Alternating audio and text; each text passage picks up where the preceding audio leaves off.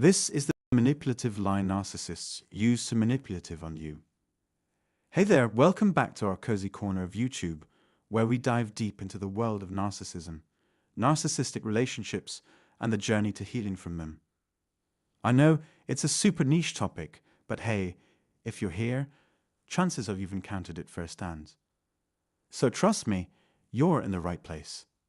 Today, we're unraveling a particularly sneaky aspect of narcissistic dynamics. Ever had the narcissist in your life pull the classic line? I never said you couldn't do that. Yep, we're diving headfirst into this gaslighting tactic, one of the many mind games they like to play. But don't worry, I've got your back. Let's break it down together, starting with a scenario that might just hit a little too close to home. So, you've got a narcissistic person living with you, maybe a partner or a roommate. And you've got this awesome group of friends you love hanging out with. Sometimes they just swing by, or you invite them over, or they come over to lend a hand with stuff. But as time goes on, you start noticing your narcissistic partner getting all worked up about your friends dropping by. It's not like they're there all the time, just a regular amount, but your partner starts huffing and puffing, like again with your friends. Or they might go further and say, "Why are you always so needy for their company?" Or they'll criticize your friends, saying things like, "Why is she here again? She's nobody special. Why are you even friends with her?" Maybe they even make your friends uncomfortable.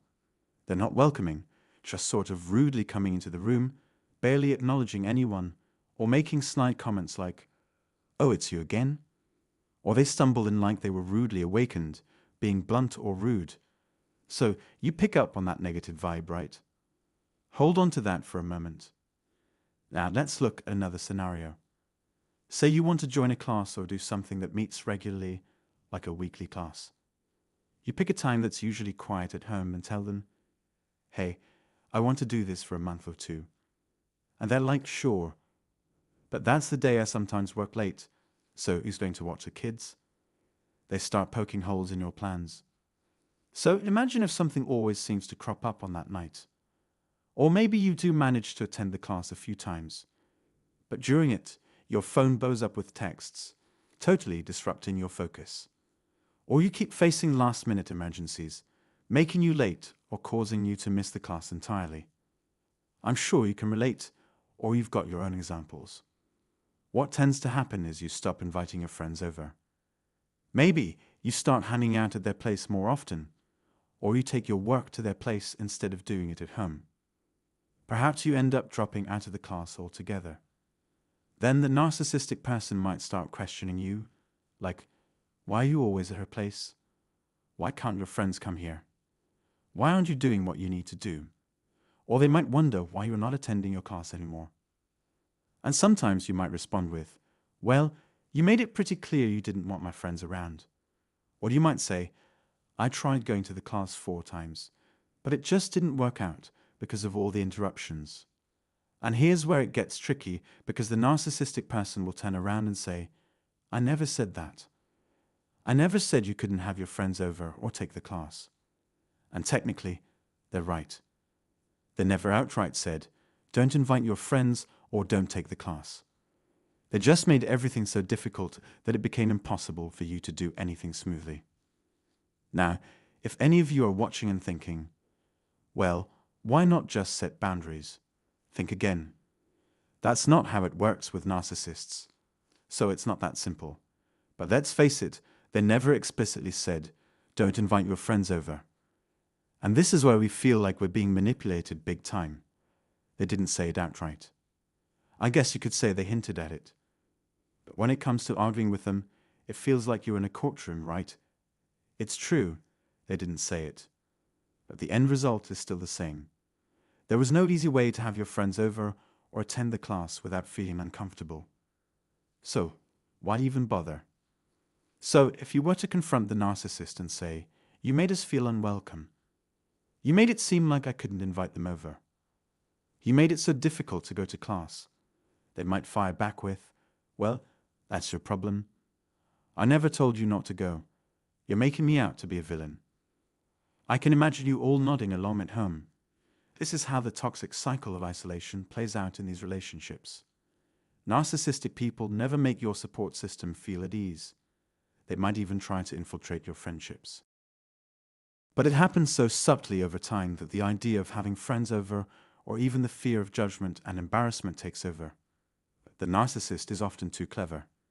They use manipulation and countless invalidating behaviors to make you gradually change your own behavior to please them and keep things calm.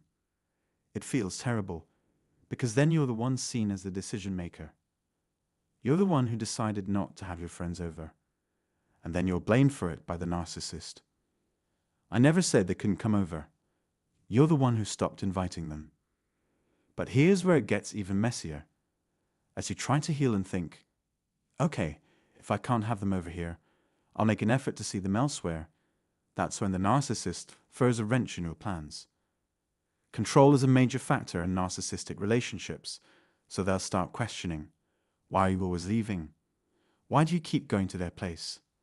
And of course, that means you're not at their beck and call, not readily available to fulfill their needs. Take the example of wanting to take a class again. It's pretty similar.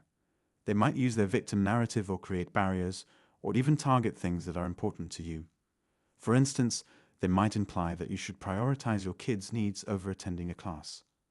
So even if you try to go to the class, you might find it hard to fully engage because of the guilt or pressure they've put on you. And if you do manage to attend, you might feel like you're not giving it your all, leading to feelings of inadequacy or failure because you couldn't keep up with the work or perform well. And this whole "I never said you couldn't" trick isn't just something narcissists do. Passive-aggressive people love it too. It's a way to cause misery while avoiding direct confrontation. And in many cases, the burden falls on the person enduring the bad behavior. They're the ones watching their friends suffer or facing obstacles to pursue their goals. We often advise people in these situations to set boundaries. But that's easier said than done, because attempting to set boundaries often leads to more abuse and manipulation. The thing is, narcissistic folks are pretty slick when it comes to manipulation. They're clever enough not to make outright unreasonable demands. You won't often hear them flat out saying, "Your friends can't come over," or "You can't take that class." That's a bit too obvious even for them. Instead, they'd find sneaky ways to get what they want by indirectly steering things in their favor. For example, they might not explicitly tell you to cancel plans with your friends, but they'll make it clear that they prefer it if your friends didn't come over. Maybe they'll drop hints or make passive-aggressive comments, making it seem like it's for everyone's benefit. They'll play it off like they're just looking out for you, the kids, or the peace of the household. In narcissistic relationships, it's all about avoiding conflict, even if it means twisting the truth. And if you ever confront them about it, they might turn the tables on you, accusing you of gaslighting them. It's a mind game that leaves you second-guessing yourself and wondering if you're the problem. The whole "I never said you couldn't" routine adds another layer of frustration and confusion to the mix. They know how to manipulate situations without explicitly stating their intentions, leaving you feeling stressed, angry, and isolated. It's all part of the unpleasantness of being in a relationship with a narcissist. If you've been through this, I hope this video offered some clarity. Communication isn't always about words, it's in our actions too. In our culture, we might not always verbalize things, but our behaviors speak volumes. Like making guests uncomfortable at home, eventually, sane people wouldn't put themselves or others through that. And remember, this behavior can isolate you from the support you need to heal. Stay aware of these dynamics, and always keep in mind the narcissistic relationship mantra: you can't win. If you found this helpful, give it a thumbs up, share your thoughts in the comments, and hit subscribe for more insights. And don't forget to check out the free book and one-on-one consultation linked in the description below for further support. Take care.